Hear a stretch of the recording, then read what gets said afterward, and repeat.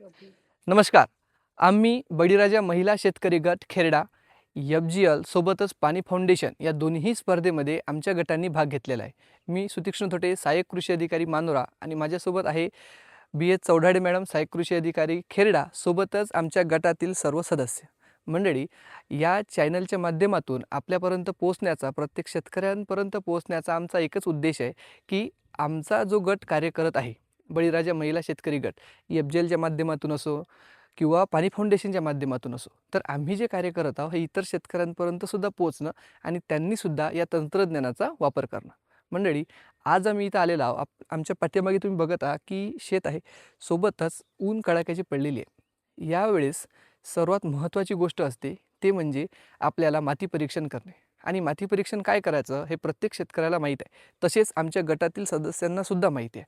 सोबतच आमच्या गटातील सदस्यांनी आमच्या गावातील आतापर्यंत जवळपास 70 ते 75 माती नमुने काढलेले आहे. आणि याचा उद्देश एवढा आहे की आपल्या जमिनीमध्ये कोणकोणत्या प्रकारचे अन्नद्रव्य आहे, सोबतच कोणकोणत्या प्रकारची अन्नद्रव्याची कमतरता आहे, हे सर्व आपल्या शेतकऱ्यांपर्यंत पोहोचवणे या माध्यमातून आम्ही आपल्यापर्यंत पोहोचवतो. तर मंडळी, आता आपण जाणून घेऊया की कशाप्रकारे माती नमुना घ्यायचा. आता तुम्ही माझ्या पाठीमागे शेत बघता, या शेतामधला जर आपल्याला माती नमुना घ्यायचा असेल तर सर्वात आधी आपल्याला आपल्या डोळ्यानेच झिगझॅग लाईन पाडायची आहे. झिगझॅग लाईन म्हणजे काय, तर आपल्याला वेगवेगळ्या ठिकाणचा नमुना आला पाहिजे. यामुळे काय होणार की आपल्याला एक भागातला नमुना न येता संपूर्ण शेतातला नमुना येईल आणि आपल्याला ॲक्च्युअल रीडिंग आपल्याला मिळणार आहे. तर मंडळी, आपल्याला याच्यामध्ये झिगझॅग प्रकारे लाईन पाडायची आहे. एका एकरामध्ये जर आपण माती नमुना घेत असेल तर 6 ते 7 जागेवरचा आपल्याला माती नमुना गोळा करायचा आहे. आता 6 ते 7 जागेवरचा माती नमुना गोळा करताना आपल्याला V आकाराचा खड्डा पाडायचा आहे. आता V आकाराचा खड्डा ज्यावेळेस आपण पाडतो त्यावेळेस ते किती खोल असायला पाहिजे, तर साधारणतः 15 ते 20 सेंटीमीटर जे आपल्याकडे पिकं घेतले जाते त्याकरिता साधारण 15 ते 20 सेंटीमीटर याची खोली असली पाहिजे. आता ही 15 ते 20 सेंटीमीटर खोली खोदल्यानंतर ती कशानं खोदायची हे सगळ्यात मेन. तर आपल्याला कोणत्याही लाकडी काडीचा वापर करायचा आहे.